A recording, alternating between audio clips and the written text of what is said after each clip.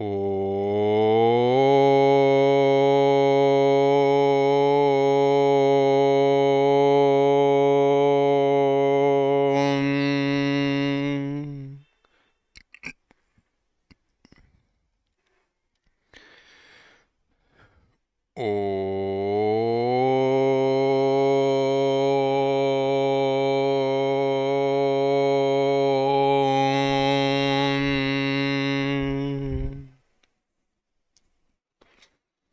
श्री गणेशाय नमः। श्री सरस्वत्यै नमः। श्री गुरुभ्यो नमः। श्रुतिस्मृतिपुराणानाम् आलयं करुणालयं नमामि भगवत्पाद शङ्करं लोकशङ्करं। शङ्करं शङ्कराचार्यं केशवं बादरायणं सूत्रभाष्यकृतौ वन्दे भगवन्तौ पुनः पुनः। ईश्वरो गुरुरात्मेति मूर्तिभेदविभागिने व्योमवद्व्याप्तदेहाय दक्षिणामूर्तये नमः। योऽन्तः प्रविश्य मम वाचमिमां प्रसुप्तां सञ्जीवयत्यखिलशक्तिधरस्वधाम्ना अन्यांशहस्तचरणश्रवणत्वगादीन् प्राणान्नमो भगवते पुरुषाय तुभ्यम्। वंशीविभूषितकरान्नवनीरदाभात् पीताम्बरादरुणबिम्बफलाधरोष्ठात् पूर्णेन्दुसुन्दरमुखादरविन्दनेत्रात् कृष्णात् परं किमपि तत्त्वमहं न जाने। वसुदेवसुतं देवं कंसचाणूरमर्दनं देवकी परमानंदं कृष्णं वंदे जगद्गुरुम्। भगवद गीता के 18वें अध्याय का हम चिंतन कर रहे हैं। भगवान ने हमें जो विहित कर्म है, जो सधर्म का अनुष्ठान है, वह ब्रह्म ज्ञान की योग्यता प्राप्त कराने वाला है, यह बताया। जो असक्त बुद्धि है, निस्पृह है, अंतःकरण जिसने जीत लिया है, ऐसा मनुष्य नैष्कर्म्य सिद्धि को प्राप्त होता है, यह भी विचार बताया। जो ज्ञान योग की अंतिम स्थिति है, उस नैष्कर्म्य सिद्धि को जिस रीति से प्राप्त होकर मनुष्य ब्रह्मत्व को प्राप्त करता है, उसका विचार अब भगवान हमें संक्षेप में बताने वाले हैं। समासे न तो कौन्तेय, भगवान ने कहा मैं विस्तार से नहीं परंतु संक्षेप में बताने वाला हूं। इस चिंतन को आगे बढ़ाए उसके पूर्व 47 से लेके 50वें श्लोक तक जो श्लोक है उनका चिंतन एक साथ करते हैं।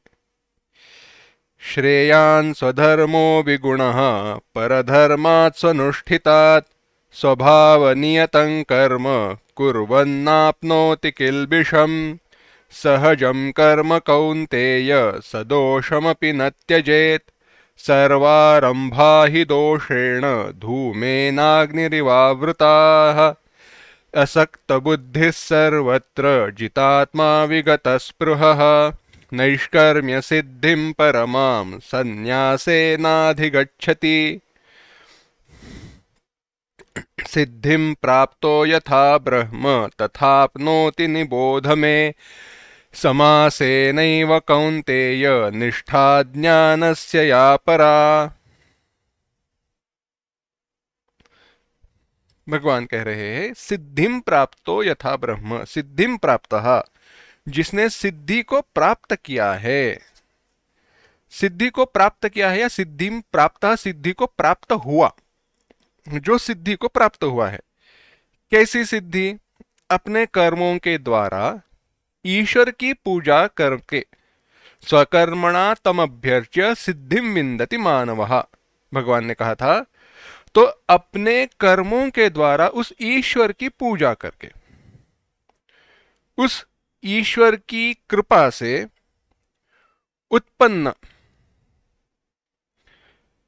शरीर की, इंद्रियों की ज्ञान निष्ठा प्राप्ति योग्यता,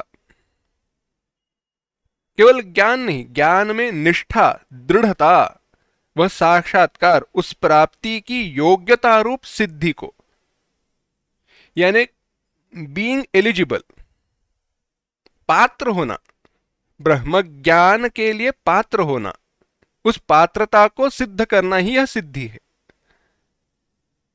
जैसे भगवत दर्शन हो, परंतु इसके लिए कोई तो सिद्धि होनी चाहिए। हमारा कोई तो एक ऐसा गुण होना चाहिए जिसके कारण हमारी पात्रता सिद्ध हो। संतों के चरित्र में हमने देखा है, कई भक्तों को भगवत दर्शन हुआ क्योंकि वे भक्त थे, भक्तों के भक्त थे। कोई ना कोई गुण होना चाहिए जिसके कारण वह सिद्धि हो, वह सिद्ध हो। परंतु यहां पे पात्रता, योग्यता किसके लिए है? ज्ञान निष्ठा। ज्ञान निष्ठा में यानी ब्रह्म ज्ञान प्राप्ति रूप योग्यता, उसको प्राप्त हुआ पुरुष, सिद्धि को प्राप्त हुआ, उस योग्यता को जिसने प्राप्त किया है, ऐसा पुरुष कहते हैं यथा, ये न प्रकारेण, जिस प्रकार से ब्रह्म आपनोति, ब्रह्म को, परमात्मा को पाता है, प्राप्त करता है, उस प्रकार को, उस प्राप्ति क्रम को, उस प्रकार को, उस प्राप्ति क्रम को, यथा आपनोति, ब्रह्म यथा आपनोति, ब्रह्म को जिस प्रकार से पाता है, उस प्रकार को, उस प्राप्ति क्रम को, मैं निबोध, मेरे द्वारा जो कहा जाने वाला है उससे जानो, मेरे द्वारा कहे गए वचनों से निश्चय पूर्वक समझो। भगवान यह अर्जुन को बता रहे हैं और अर्जुन के द्वारा, अर्जुन का निमित्त करके हमें भी बता रहे हैं। यानी ज्ञान निष्ठा के लिए जो पहले सिद्धि है, उसकी योग्यता की प्राप्ति है, योग्यता के प्राप्ति के क्रम से ब्रह्म प्राप्ति का जो क्रम है, वह क्रम भगवान बताने वाले हैं। क्या उसका भगवान कह विस्तार पूर्वक वर्णन करेंगे? भगवान कहते नहीं, मैं विस्तार पूर्वक वर्णन नहीं करूंगा, मैं केवल संक्षेप में उसका वर्णन विचार करूंगा। निष्ठा ज्ञान से अपरा, इस वाक्य से अब कह रहे हैं कि जिस क्रम से ब्रह्म को प्राप्त होता है उसे समझो। वे कह रहे हैं, भगवान कह रहे हैं, ज्ञान की जो परानिष्ठा है उसे सुनो। परानिष्ठा, ज्ञान की परानिष्ठा क्या है? निष्ठा ज्ञान से अपरा, ज्ञान की परानिष्ठा क्या है? परम निष्ठा, परानिष्ठा होती क्या है? साधारण सी बात है, परानिष्ठा माने अवधि, परिसमाप्ति, अंतिम अवधि, परिसमाप्ति का नाम है निष्ठा। ऐसी जो ब्रह्म ज्ञान की परमावधि है उसे सुनो। अब ब्रह्म ज्ञान की भी क्या परमावधि होती है? तो कहा हाँ, परोक्ष ज्ञान ब्रह्म ज्ञान ही है, अपरोक्ष ज्ञान ब्रह्म ज्ञान ही है, परंतु एक संदेह सहित है, वहां पे भेद रह जाता है, इसीलिए वह संपूर्ण रीति से ब्रह्म ज्ञान नहीं कहा जा सकता, परंतु ब्रह्म के बारे में ही ज्ञान है। परंतु ब्रह्म साक्षात्कार के बाद जब उसमें स्थिति हो जाए, अपरोक्ष ब्रह्म साक्षात्कार के बाद उसमें स्थिति हो जाए, तो वह परानिष्ठा है, वह ब्रह्म ज्ञान की निष्ठा। अब प्रश्न हुआ, ठीक है, ब्रह्म ज्ञान की परानिष्ठा कह रहे हो, परंतु वह परानिष्ठा कैसी है? हम भी तो समझे। अगर किसी ने कहा ऐसे ऐसे है, तो पूछते ना कैसे होता है वह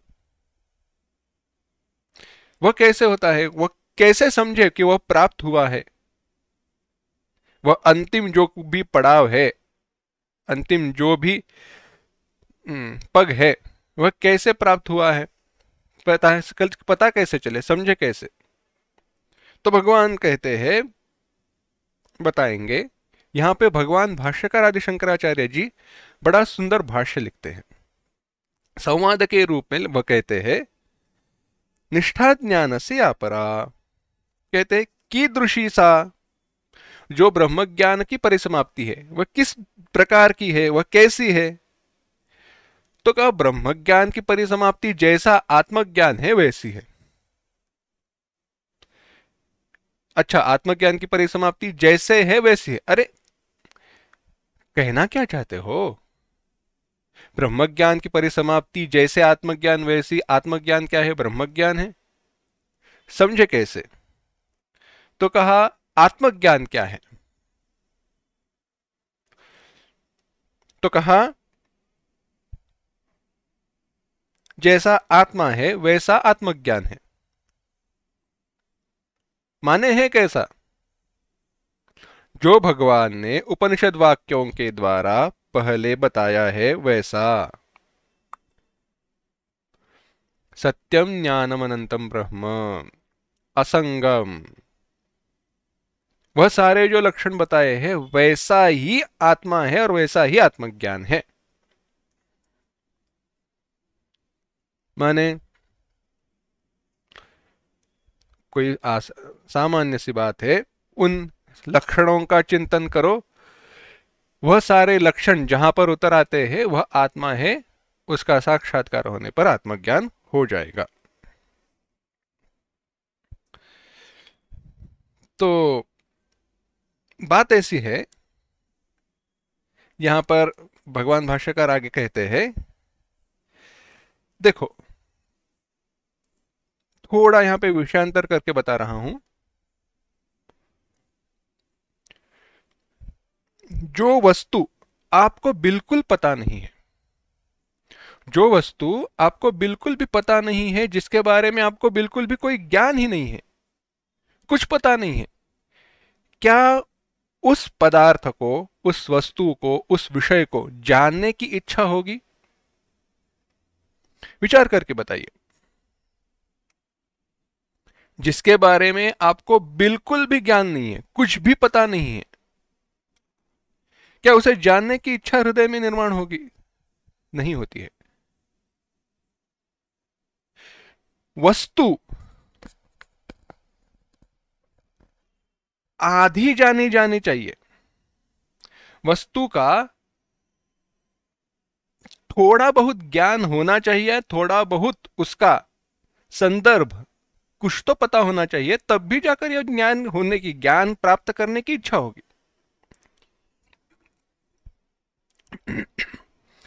अब पूछोगे इसका सारा संदर्भ आता कहां से है, क्यों है? देखो, शास्त्र में चिंतन किया है, बड़ा इसका विचार है, पूर्व पक्ष उत्तर पक्ष है, प्रश्न किए हैं, उतनी गहराई में हम अभी जाएंगे नहीं, हमारे लिए उसकी उतनी आवश्यकता नहीं है। अगर शास्त्र का गहरा अध्ययन करना है, केवल शास्त्र का आद्योपांत अध्ययन करना है, तो इस विषय को जानना आवश्यक है। केवल साधना के लिए, केवल ब्रह्म ज्ञान की प्राप्ति की जो साधना है उसके लिए इसका उतना गहराई से ज्ञान आवश्यक नहीं है, केवल संदर्भ पता रहने दो।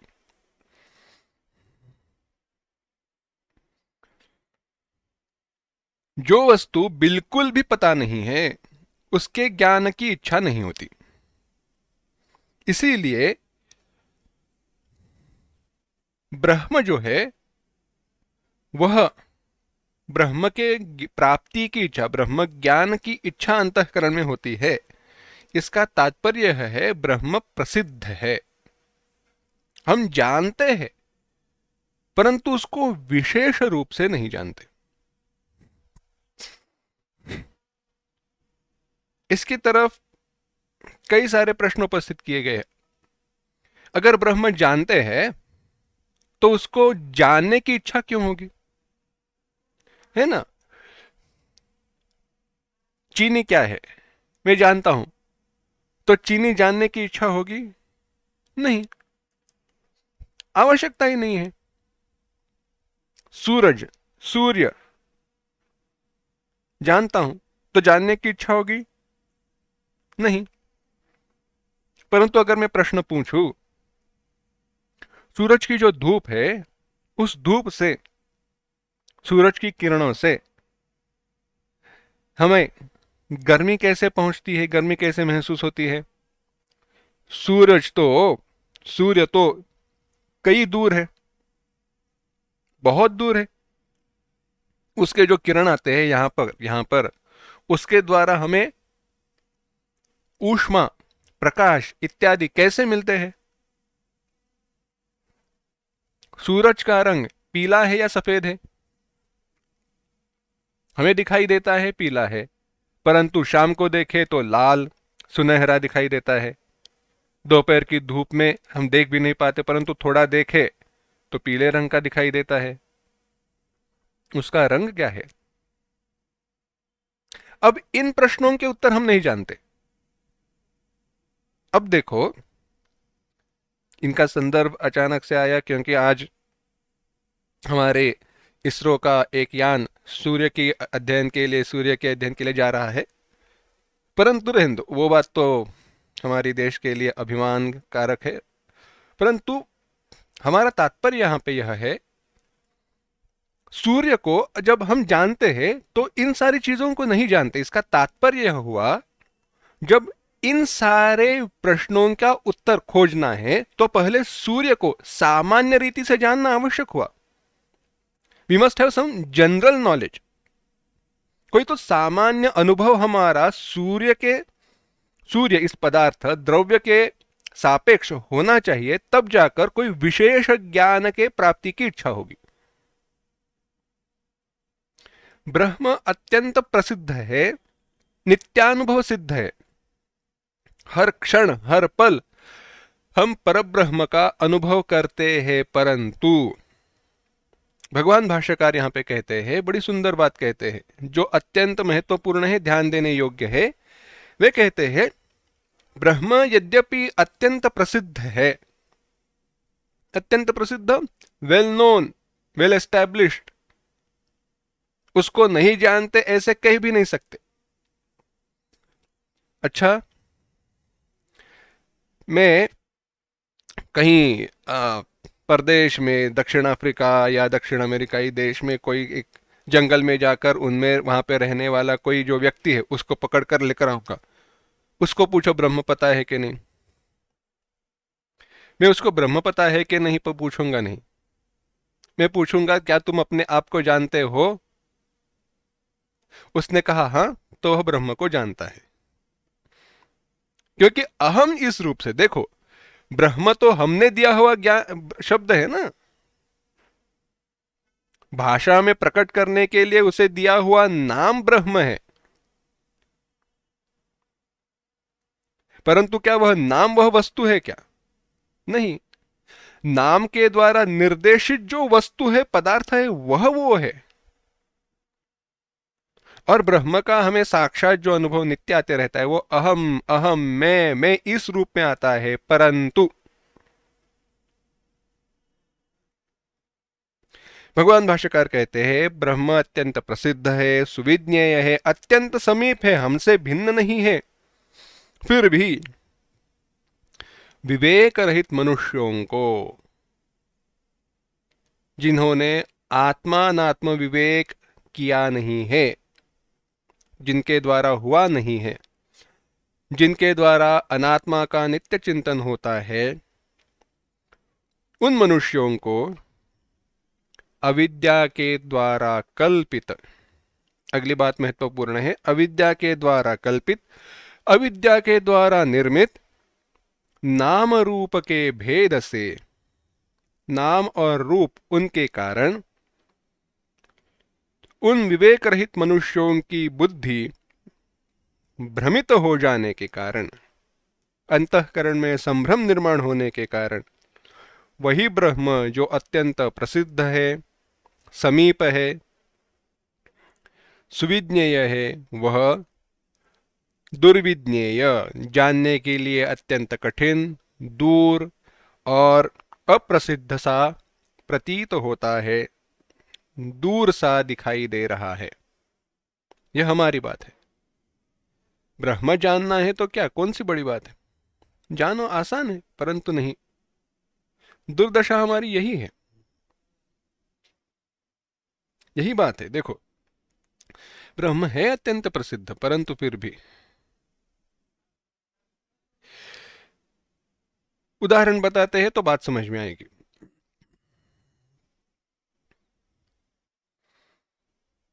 छोटे बच्चे को लेकर गए,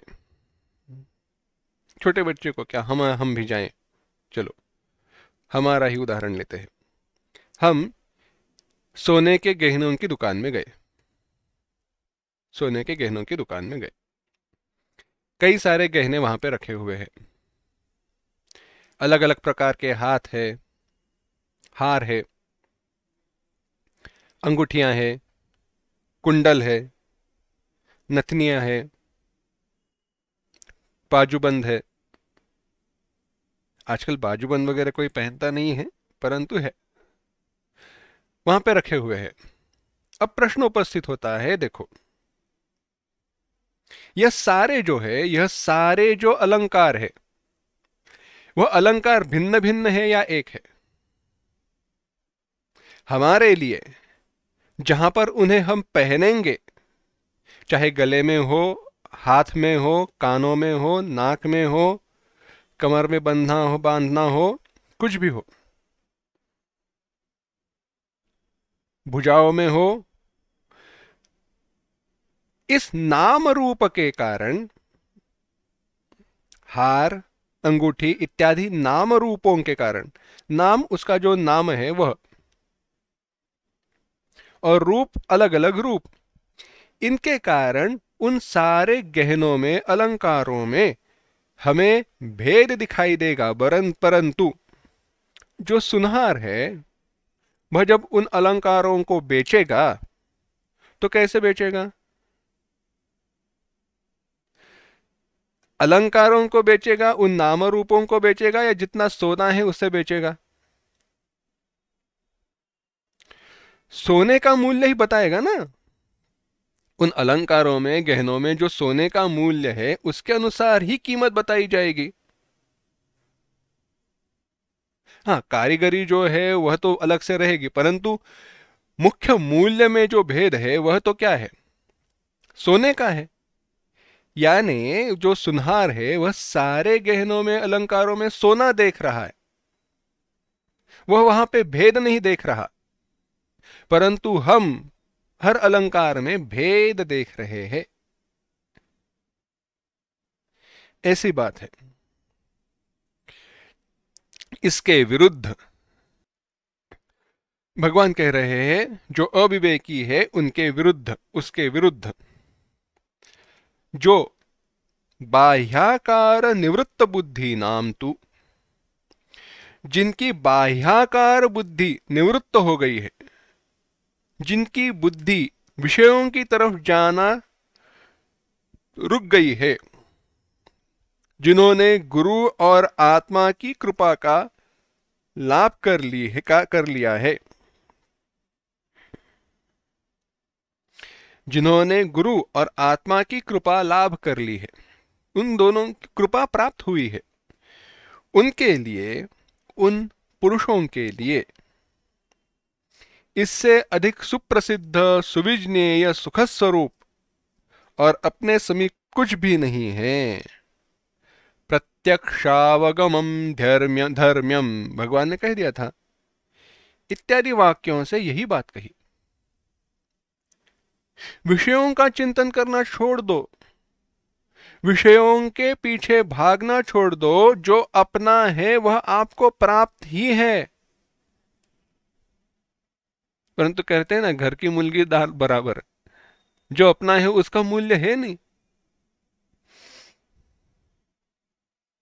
ब्रह्म तो अनित्य प्राप्त है, आसान है,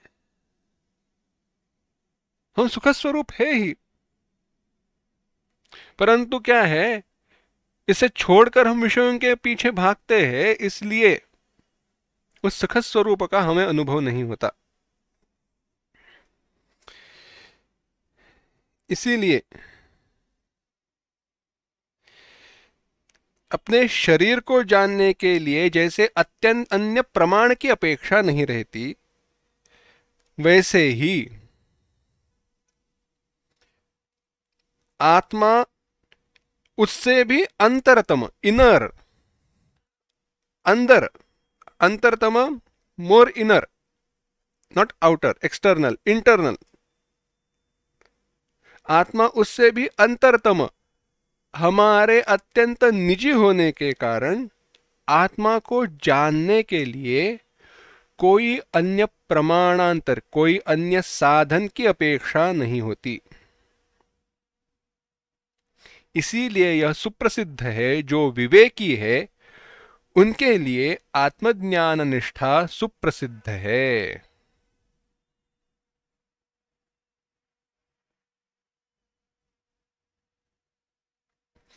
देखो, इस शरीर के सापेक्ष एक उदाहरण लेते हैं।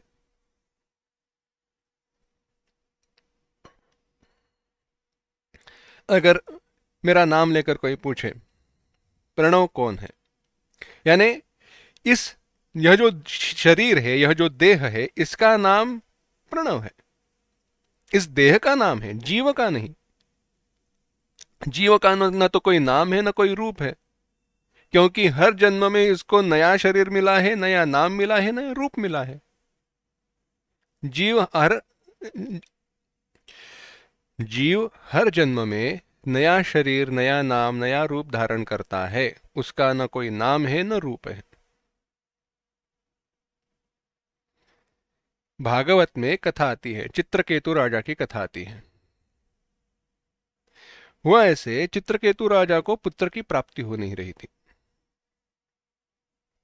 एक बार नारद जी उसके दरबार में जाकर पहुंचे। चित्रकेतु राजा को बड़ा आनंद हुआ, सम्मान किया, यथोचित सत्कार किया नारद जी का। देवर्षि नारद जी से उसने प्रार्थना की, आप मेरी कुछ सहायता करें। नारद ने कहा, क्या चाहिए बोलो, तुम्हारी इच्छा तो प्रकट करो। राजा ने कहा, मुझे पुत्र की प्राप्ति हो नहीं रही है, पुत्र की प्राप्ति जैसे हो उसका मार्ग बताओ, मुझे पुत्र की प्राप्ति कराओ। नारद जी ने कहा, पुत्र की प्राप्ति तुम्हारे भाग्य में नहीं है, और अगर हो भी तो वह अत्यंत दुख का कारण प्रतीत होगी, दुख का कारण ठहरेगी। इच्छा मत करो। और बाद में उपदेश किया कि पुत्र की प्राप्ति होने पर भी उसके वियोग में दुख है, कितनी कठिनाइयां हैं इत्यादि। तो यह सारी बात होने पर भी चित्रकेतु राजा ने सुना नहीं। तो नारद जी ने राजा को प्रसाद दिया और कहा, जिस पत्नी को तुम ये प्रसाद दोगे वह गर्भवती रहेगी, उसको गर्भ रहेगा, वो आपको पुत्र की प्राप्ति होगी। राजा ने को 3 पत्नियां थी, एक पत्नी को दिया, तीनों पत्नियों में से एक पत्नी को दिया, उसको गर्भ रहा, उसको पुत्र की प्राप्ति हुई। राजा को अत्यंत खुशी हुई। आगे वो जिस पत्नी को पुत्र की प्राप्ति हुई थी वह उस राजा की लाडली हुई। बाकी 2 पत्नियां थी, बाकी जो रानियां थी, वह उनको बहुत गुस्सा आया, द्वेष मत्सर निर्माण हुआ। उन्होंने उस पुत्र को, उस छोटे नन्हे बालक को जहर खिलाकर मार दिया। बालक की मृत्यु हुई, राजा रोने लगा। बाद में रानियों को भी बाकी जो 2 पत्नियां थी उनको भी पश्चाताप हुआ, दुख हुआ।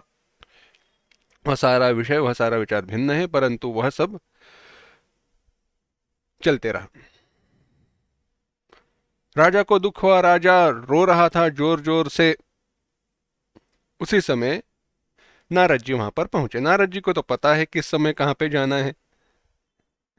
नारद जी वहां पे पहुंचे, राजा उनके पास गया, कहा कि आपके प्रसाद से मिले हुए पुत्र की कैसे मृत्यु हुई, बताओ ये कैसे हुआ, आपका प्रसाद था, दुख कैसे देगा, इत्यादि बात बोलने लगा। राजन से नारद जी ने कहा, राजा मैंने तुम्हें बताया था, कहा था, इसके पीछे मत भागो, न पड़ो, परंतु तुमने ही सुना नहीं। राजा, यह बात ऐसी है, क्यों क्यों इसके पीछे भाग रहे हो? परंतु राजा सुनने के लिए तैयार नहीं था। नारद जी ने कहा, ठीक है। यह सारा कथा संदर्भ केवल बैकग्राउंड इंफॉर्मेशन है, बात आगे है। नारद जी ने कहा ठीक है, एक काम करते हैं, इसे बुला लेते हैं, तुम पूछो उससे। नारद जी ने प्रार्थना की, वह जो जीव था वहां पे प्रकट हुआ। भागवत वहां पे कहता है कि जीव उवाच, उस पुत्र का नाम नहीं लिया, पुत्र ने कहा ऐसे नहीं कहा, वहां पे भागवत कहता है जीव उवाच, वह जीव ने कहा। राजा ने कहा बेटा ये वापस आ जाओ इस शरीर में, हमें सुख देने के लिए रहो वगैरह कहा, प्रार्थना की। जीव ने कहा तुम कह रहे हो मैं तुम्हारा पुत्र हूं, पर किस जन्म में मैं तुम्हारा पुत्र था, किस जन्म के तुम पिता हो? मेरे कई सारे जन्म हुए हैं, कई सारे जन्म होने वाले हैं, उनमें से कौन से जन्म की तुम बात कह रहे हो? यही बात है। जीव का न कोई नाम है, न कोई संदर्भ है, न कोई रिलेशन है, कुछ नहीं है। शरीर के माध्यम से हम एक दूसरे से जुड़े हुए हैं, यही विचार है। इसीलिए अपने शरीर को जानने के लिए किसी प्रमाणांतर की अपेक्षा नहीं रहती। कह रहे थे इस शरीर के द्वारा मैं इस मेरे नाम रूप को जानता हूं। इस बात को बताने के लिए वह उदाहरण दिया। प्रणव यह जीव का नाम नहीं है, इस शरीर का नाम है। जो भी कोई नाम हो, हमें दिया गया नाम इस शरीर का है, उस जीव का बिल्कुल भी नहीं है। तो हुआ ऐसे, हम जा रहे थे, यात्रा कर रहे थे, कई सारे लोग हमारे साथ थे। अचानक से किसी को पता चला, कोई हमारे पहचान वाले थे कि ऐसे ऐसे यात्रा के लिए जा रहे हैं, उसमें मैं भी हूं। उन्होंने मुझे चेहरे से देखा नहीं था, चेहरे से जानते नहीं थे, परंतु नाम सुना था। तो आए, जहाँ पे मैं बैठा था मेरे दो चार साथियों के साथ, एक साथी को पूछा क्या तुम प्रणव जी को जानते हो? उसने कहा हाँ। दूसरे से पूछा तुम प्रणव जी को जानते हो? उसने भी कहा हाँ। तीसरे से पूछा तुम प्रणव जी को जानते हो? तीसरे ने भी कहा हाँ।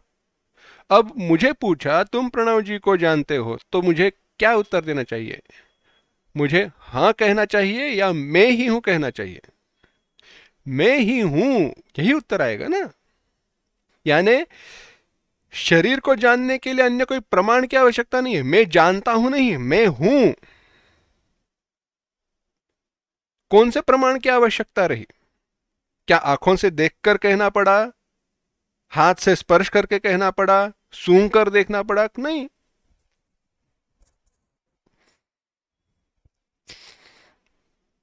मैं अपने शरीर को, अपने शरीर सापेक्ष सबको साक्षात जानता हूं। शरीर सापेक्ष जो नाम है उसको मैं साक्षात जानता हूं।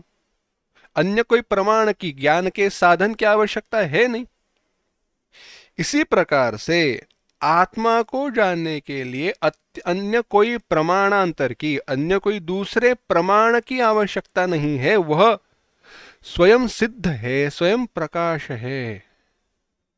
बस उसको जानने के लिए, आत्मा को जानने के लिए उसके ऊपर जो आवरण है, उन आवरणों को दूर करना पड़ेगा। इसलिए अन्यत्र बाद में भगवान भाष्यकार कहेंगे अध्यारोप निराकरणमेव कर्तव्यम। उसके ऊपर जो आवरण है, अज्ञान का केवल नाश करना चाहिए, अज्ञान को केवल दूर करना चाहिए। ब्रह्म तो अत्यंत प्रसिद्ध है ही। इसीलिए सुतराम अत्यंत प्रत्यक्ष जो है, ज्ञाता भी अत्यंत प्रत्यक्ष है। अतः ज्ञान के लिए प्रयत्न नहीं करना चाहिए, परंतु अनात्म बुद्धि की निवृत्ति के लिए तस्मात् ज्ञाने यत्नः न कर्तव्यः किंतु अनात्म बुद्धि निवृत्तौ एव तस्मात् ज्ञान निष्ठा सुसंपाद्य। अतः ज्ञान के लिए प्रयत्न कर्तव्य नहीं है, करना चाहिए ऐसे नहीं है, परंतु अनात्म बुद्धि की निवृत्ति के लिए ही कर्तव्य है।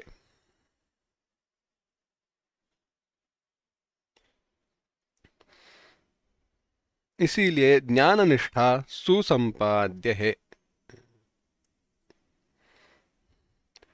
अब वह ज्ञान की निष्ठा किस प्रकार करनी चाहिए, ज्ञान निष्ठा को कैसे प्राप्त करना चाहिए, सो कहते हैं 51वां श्लोक।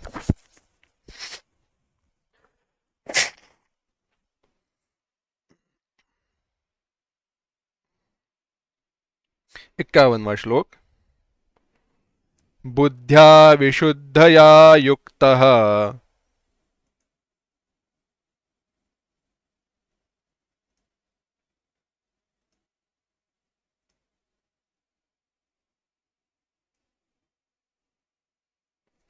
धृत्यात्मानं नियम्य च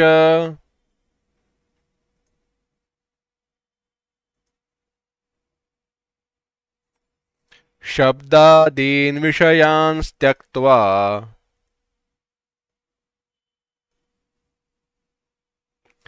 रागद्वेषौ व्युदस्य च।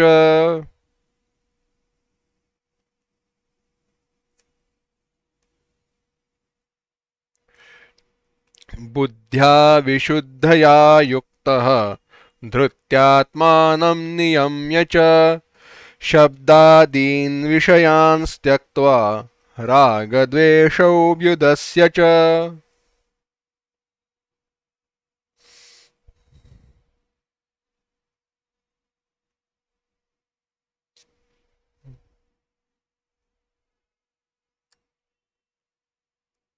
51, 52 और 53 कहा जाए तो 55वें श्लोक तक इन सब का चिंतन आया है। एक एक श्लोक धीरे धीरे देखते हैं। बुद्ध्या विशुद्धया बुद्ध्या, विशुद्ध बुद्धि ने, विशुद्ध बुद्धि से, युक्त जो युक्त है, संपन्न है ऐसा, धृत्या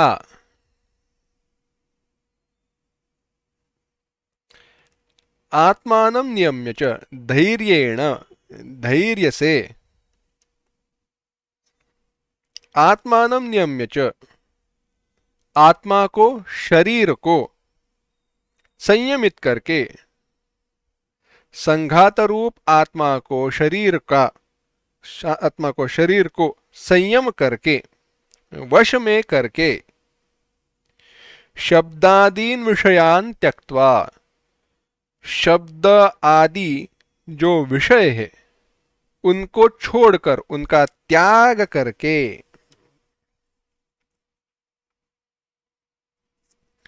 रागद्वेषौ व्युदस्य च, राग और द्वेष उनका त्याग करके, अभाव करके उनका।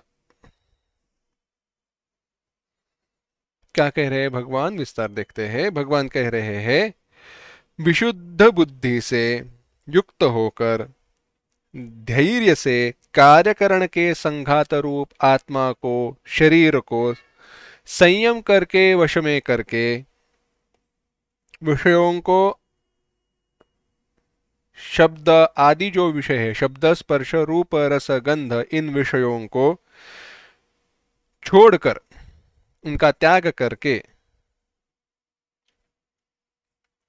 राग और द्वेष का अभाव करके, त्याग करके, और बाकी जो पग है, पड़ाव है, आगे आएंगे, इनका विचार करते हैं।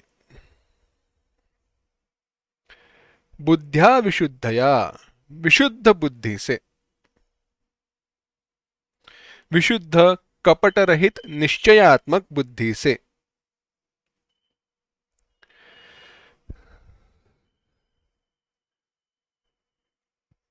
विशुद्ध बुद्धि किसे कहते हैं, उससे युक्त होना क्या कहते हैं, कैसे है। हमारी जो बुद्धि है वह इस जन्म के हमारे कर्म और पूर्व जन्म के हमारे संस्कार, इनसे भरी हुई रहती है, इनसे पीड़ित रहती है। पूर्व जन्म के हमारे जो संस्कार है उन संस्कारों से युक्त अगर हमारी बुद्धि हो और विषयों के प्रति नित्य हमारा चिंतन हो रहा हो तो वह बुद्धि शुद्ध नहीं है। परंतु पाप कर्म के संस्कार, विषयों का चिंतन इत्यादि से बुद्धि रहित हो, बुद्धि माने अंतःकरण, तो वह विशुद्ध अंतःकरण है।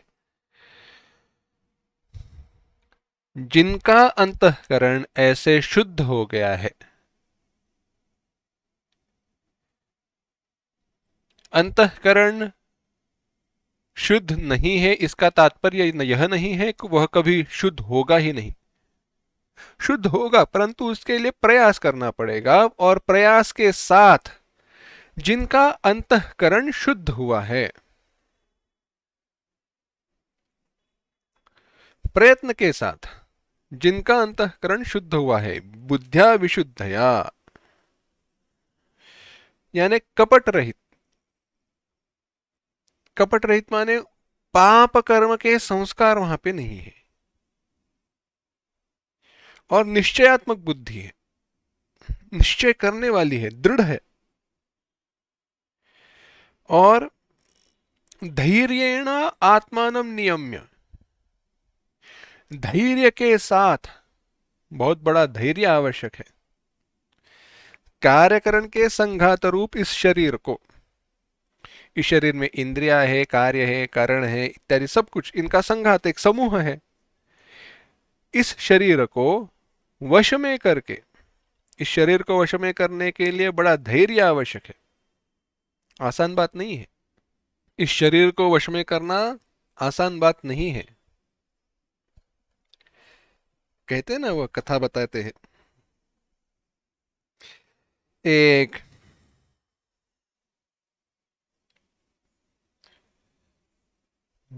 वृद्धा थी, बुढ़िया थी, उसका कोई नहीं था,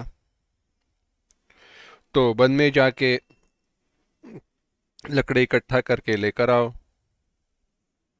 लकड़ी इकट्ठा करके लेकर आने के बाद उनको जाकर बेचो, बाजार में जाकर बेचो। बाजार में जाकर बेचने के बाद जो भी कीमत मिल रही है उसके द्वारा अपना जीवन चलाओ, ऐसे चलता था। परंतु उम्र तो होने लगी। अब एक दिन हुआ ऐसे, वह लकड़ियां लेकर जंगल में से आ रही थी, वन में से आ रही थी। तो आते वक्त उस थक गई, सर पर जो बोझ हुआ, बहुत हुआ, वह बोझ उसने नीचे डाल दिया। कहा अब होता नहीं है, अब हो नहीं रहा। उसने उस बोझ को नीचे डाल दिया। बैठी थी, कहा अय यमराज, सुन रहे हो तो आ जाओ। यमराज आए, अब यमराज आए तो बेहतर। क्या कहा? अब यमराज आए तो बेहतर। हुआ ऐसे, उसी समय यमराज आकाश मार्ग से जा रहे थे, बुढ़िया की आवाज सुन ली, तुरंत वे नीचे आए। नीचे आए, बुढ़िया के सामने प्रकट हुए। बुढ़िया ने पूछा कौन हो? यमराज ने कहा मैं यम हूं, यमराज हूं, तुम्हें लेकर जाने के लिए आया हूं, तुमने बुलाया ना? बुढ़िया ने कहा मैंने यमराज को बुलाया, परंतु ले जाने के लिए नहीं बुलाया। अब आए हो तो यह जो लकड़ियां है उनको उठाने में और घर तक ले जाने में मेरी सहायता करो, चलो। यानी जब मृत्यु की समय आई, मृत्यु का वक्त आया, तो इस शरीर से जो तादाद में है, जो आसक्ति है शरीर की, वह छूटी नहीं। बुलाया इसीलिए था कि अब मृत्यु आए तो बेहतर, यमराज आए तो बेहतर है, नहीं मृत्यु आए तो बेहतर। अब यह दुख, यह मेहनत सही नहीं जा रही, परंतु हुआ क्या? तो ऐसे, यानी शरीर को वश में करना हो तो धैर्य की आवश्यकता है। बड़ी कठोर बुद्धि होनी चाहिए। कठोर माने रैशनल। एक बार निश्चय कर लिया तो अब छोड़ना नहीं है। आसान बात नहीं है, बड़ी मुश्किल की सी बात है। तो नियम्य च, और आगे क्या करना है? शब्दादीन विषयांस त्यक्त्वा। शब्दादि जो विषय है, शब्द स्पर्श रूप रसगंध, विषय बहुत सारे हैं हम कहते हैं, परंतु ना, विषय केवल 5 है। शब्द है, स्पर्श है, रूप है, रस है, गंध है। शब्द ध्वनि जो सुनते हैं वह, हमारी 5 ज्ञानेंद्रियों के द्वारा जिन 5 पदार्थों का, जिन 5 प्रकार के पदार्थों का ज्ञान होता है, वही 5 विषय है। बाकी अन्य कोई विषय है नहीं। हम्म। शब्द, कोई भी गाना हो, वेस्टर्न हो, इंडियन हो, क्लासिकल हो, भजन हो, कुछ भी हो, उस सुनने की इच्छा, वह विषय कई कई सारे भिन्न हो सकते हैं। क्लासिकल होगा, भजन होगा, भजन में नया रहेगा, पुराना रहेगा, कुछ भी हो, वह विषय ही है। स्पर्श, कड़ा मुलायम कोई भी हो। रूप, कोई भी रंग हो, कोई भी आकार हो। रस, कोई भी रस हो, तीखा हो, खट्टा हो, मीठा हो, उनकी सबकी एक की हुई कोई वस्तु हो। गंध, कोई भी गंध हो।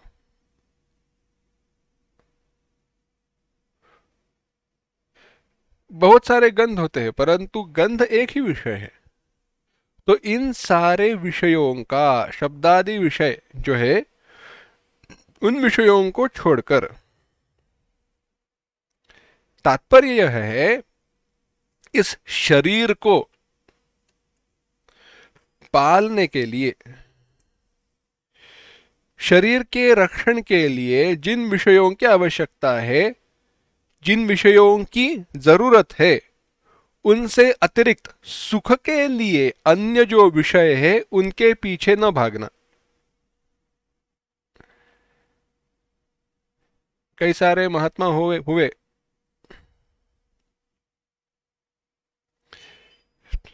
हमारे गुरुजी कहा करते थे, उत्तर में कई जगह पर कई महात्मा ऐसे हैं, संत है, साधु है, ज्यादा लोग पहचानते नहीं है उनको, क्योंकि एक जगह पर वे ठहरते नहीं है। कोई हमें साधु पुकार कर हमारा कौतुक करे, हमारी सराहना करे, वैसे भी उनकी इच्छा नहीं है। घूमते रहते हैं, सन्यासी है, भिक्षा पात्र एक ही रहता है, सारी भिक्षा उसी में, मीठा हो, तीखा हो, खट्टा हो, जो कुछ भी हो, सारा उसी में जाता है, उसी को वो एक करते हैं और खा जाते हैं। विषयों की इच्छा नहीं, लालसा नहीं, कुछ नहीं। हमारे इस महाराष्ट्र में एक बड़े संत सत्पुरुष सन्यासी हुए, टेम्बे स्वामी महाराज इस नाम से प्रसिद्ध है। वासुदेवानंद सरस्वती उनका सन्यास नाम था, सन्यास दीक्षा नाम था। परमहंस परिव्राजकाचार्य। वे तो जो 8 घर में भिक्षा मांगकर ले आते थे, भिक्षा मांगकर लाने के बाद जिस वस्त्र में जो भिक्षा मांगी हुई है, उस वस्त्र को बांधकर 3 बार नदी के पानी में उसको डुबा देते थे। यानी उसमें जो कुछ भी रस है, तीखा हो, नमक हो, जो कुछ भी हो, वह चला जाए। और बाद में उसके 8 भाग करके गाय को खिलाना, कोई एक दूसरे को देना, इत्यादि सारा विषय चलता था। परंतु क्या है, डुबाना क्या है? कोई न रस की इच्छा है न किसी विषय की इच्छा है, इतना प्रखर वैराग्य ऐसे है। यानी शरीर की स्थिति के लिए जो विषय आवश्यक है बस उतने ही विषय, बाकी सारे सुख के अनुभव के लिए विषयों के उपभोग न, उसके लिए विषयों का त्याग कर दिया है। और उन सबको छोड़कर वैसे विषय जो सुखोपभोग के लिए है उन विषयों को छोड़कर, तथा शरीर स्थिति के निमित्त से प्राप्त हुए विषयों में भी राग द्वेष का अभाव करके,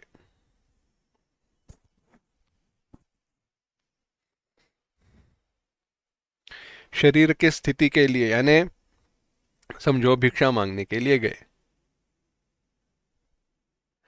भिक्षा में केवल चावल ही मिले,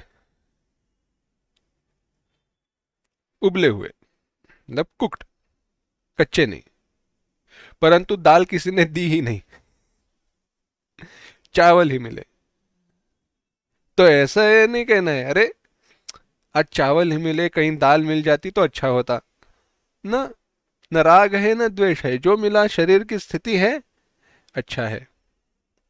आज चावल कच्चे हैं, आधे कच्चे हैं, आधे पके हुए, ठीक से पके नहीं है, ऐसे।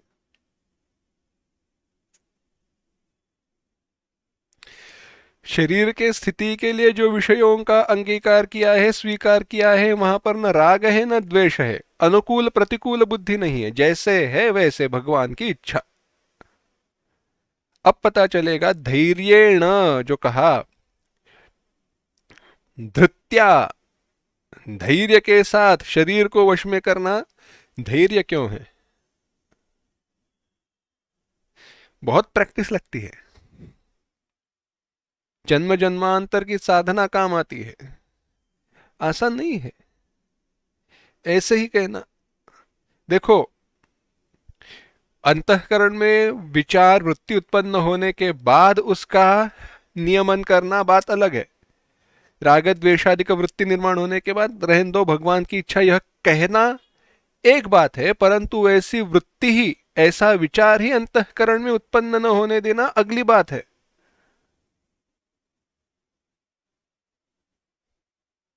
उनके लिए वह राग द्वेष उत्पन्न ही नहीं होते, ऐसी वह अवस्था है। उसके बाद आगे क्या भगवान कह रहे हैं, 52वां श्लोक देखना। विविक्त सेवी लघ्वाशी यतवाक्काय मानसः, माफ करना, विविक्त सेवी लघ्वाशी यतवाक्काय मानसः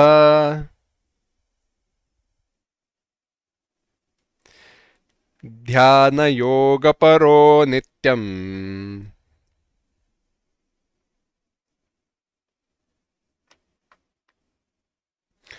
वैराग्यम समुपाश्रितः।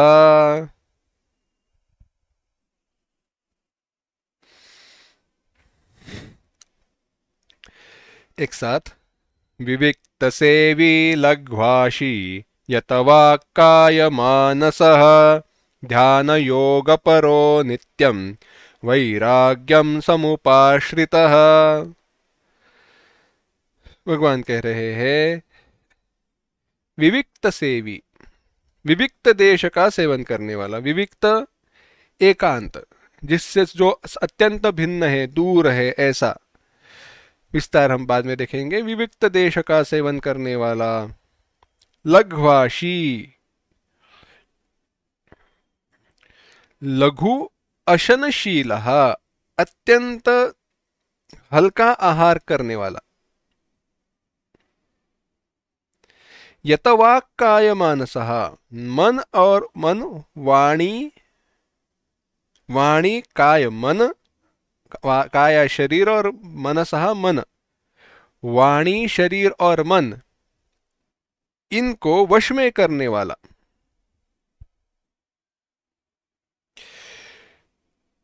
ध्यान योग परः, ध्यान योग के परायण रहता हुआ।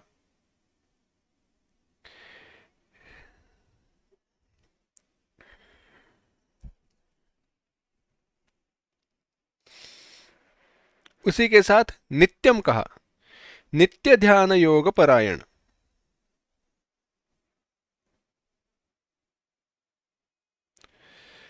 यानी बाकी अन्य कर्तव्यों का जहां पर अभाव हुआ है ऐसा। वैराग्यम समुपाश्रितः, वैराग्य में आश्रित हुआ, यानी प्रबल वैराग्य से संपन्न हुआ।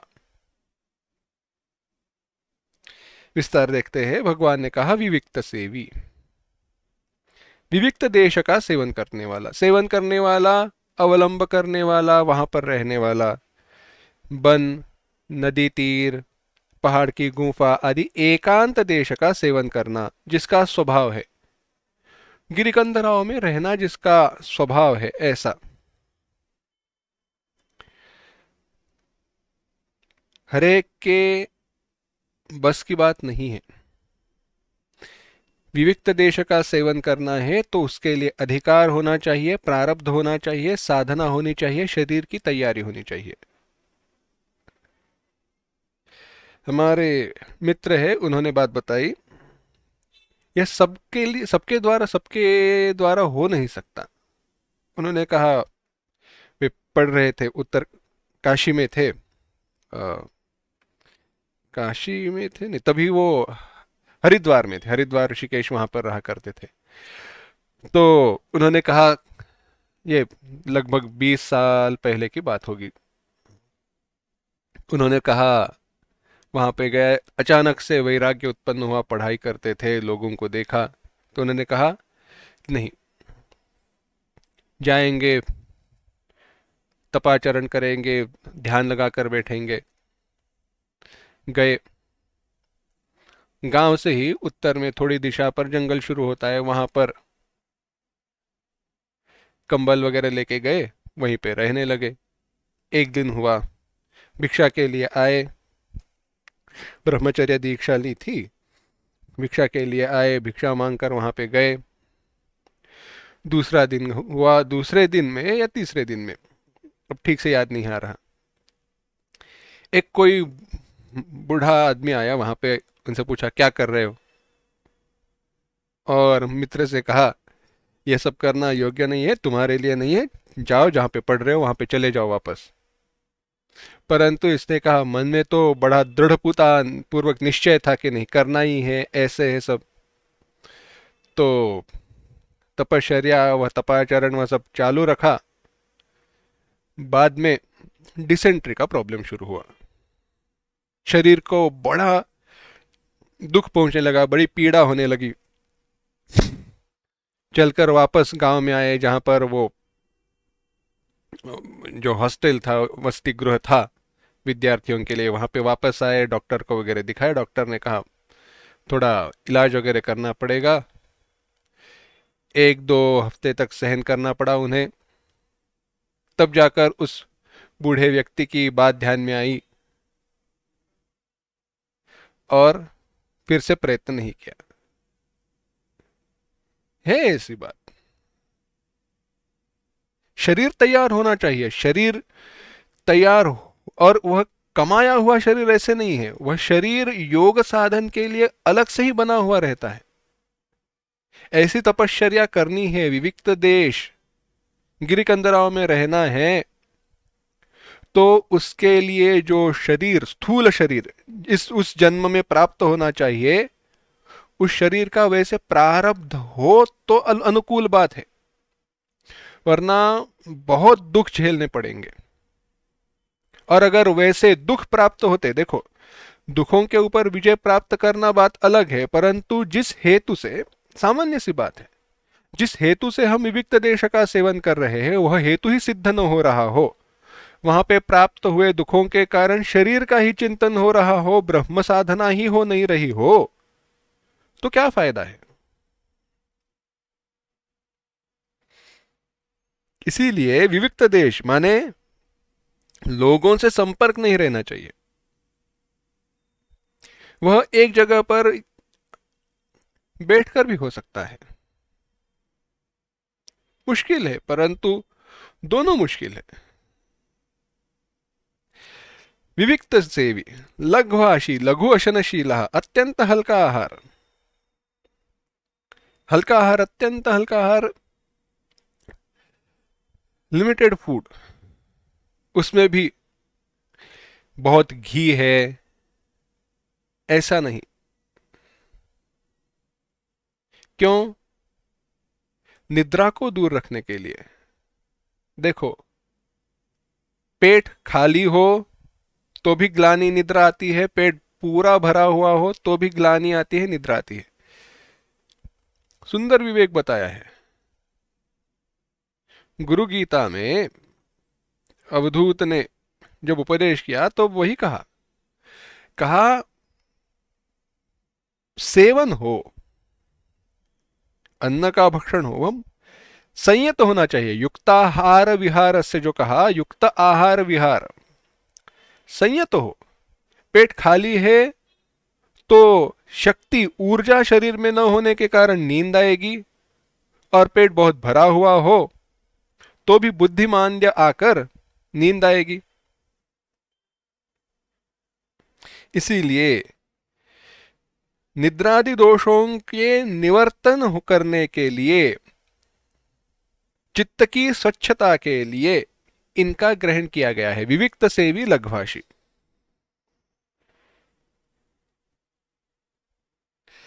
तात्पर्य है, एकदम आसान सी बात कह देते हैं तो बात समझ में आएगी। जितने लोगों के संपर्क में आप रहोगे, या जितने लोगों के कहने से अच्छा है लोगों के संपर्क में आप जितना रहोगे, ऐसे करो। लोगों के संपर्क में, क्योंकि लोगों के संपर्क में यानी एक दो हो तो भी काफी है। लोगों के संपर्क में आप जितना रहोगे उतने अंतःकरण में विक्षेप बढ़ते जाएंगे, क्योंकि कोई ना कोई कहीं ना कहीं की तो बात बताएगा ही ना। ऐसे नहीं है कि सारे साधना का ही विचार बताएंगे, कभी ना कभी कोई व्यवहार की, इस जगत की बात आएगी और वह विक्षेप अंतःकरण में निर्माण होगा। इसीलिए कहा विविक्त सेवी लघ्वाशी, जो इसे हमने कहा मित आहार, संयत आहार। आगे कहा यतवाक काय मानसः, जिसने वाणी मन शरीर को वश में कर लिया है। ऐसा यतवाक काय मानसः, जिसने सब इंद्रियों को कर्मों से उपराम कर दिया है, खींच लिया है।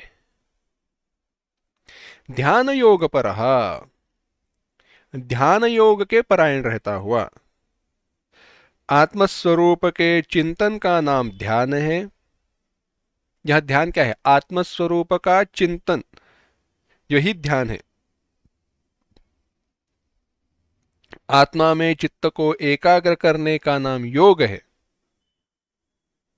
ऐसा जो ध्यान योग है, यह दोनों, आत्मा के स्वरूप का चिंतन और आत्मा में मन को एकाग्र करना, यह दोनों प्रधान रूप से जिसके कर्तव्य हो, वही केवल मुख्य कर्तव्य है, मुख्य साधन जिसके लिए बने हुए हैं। ऐसा ध्यान योग परहा, नित्यम ध्यान योग परहा, यानी बाकी सारे जो साधन है, जिन साधनों का अवलंब करके वह इस अवस्था तक पहुंचा है, उन साधनों के कर्तव्यता का उसने त्याग कर दिया है। जप जाप्य जो है, पूजा मंत्र इत्यादि का जो अवलंब है, वह अब उसके लिए कर्तव्य नहीं रहा। क्यों? क्योंकि अब ऐसी अवस्था आई है कि उनका जो प्रयोजन था, चित्त की शुद्धि, एक चित्त की अवस्था प्राप्त करना, वह हो चुका। उन मंत्रों का, उन जप जप का, जाप्य का, सबका प्रयोजन सिद्ध हुआ है। अब अगली स्टेप आई है, अगला पड़ाव आया है जिसमें ध्यान योग पर रहा। अब जप तप करने के कारण, जप जाप्य के कारण अंतःकरण एकाग्र होने की आदत अंतःकरण को हुई है। इसीलिए अब आत्मा में अंतःकरण को एकाग्र करना आसान हुआ है और अंतःकरण का चिंतन करना भी आसान हुआ है। आत्मस्वरूप का चिंतन करना भी अंतःकरण के लिए आसान हुआ है। ऐसा ध्यान योग, नित्यम ध्यान योग परहा। और वैराग्य, सारे विषयों के प्रति वैराग्य है। किसी भी विषय के प्रति जो विषय मुझे सुख देगा ऐसी भावना नहीं रही है। इस लोक में परलोक में भोगों की तृष्णा का अभाव। यह विषय मुझे चाहिए क्योंकि इनसे मुझे सुख मिलेगा ऐसी कोई इच्छा नहीं रही है। ऐसा वैराग्यवान जो है वह, तथा और लक्षण बताने वाले हैं भगवान, परंतु उन लक्षणों का विचार हम अगली बार करते हैं। ओम असतो मा सद्गमय, तमसो मा ज्योतिर्गमय, मृत्योर्मा अमृतंगमय। ओम शांति शांति शांति। हरि ओम। श्री गुरुभ्यो नमः। हरि ओम।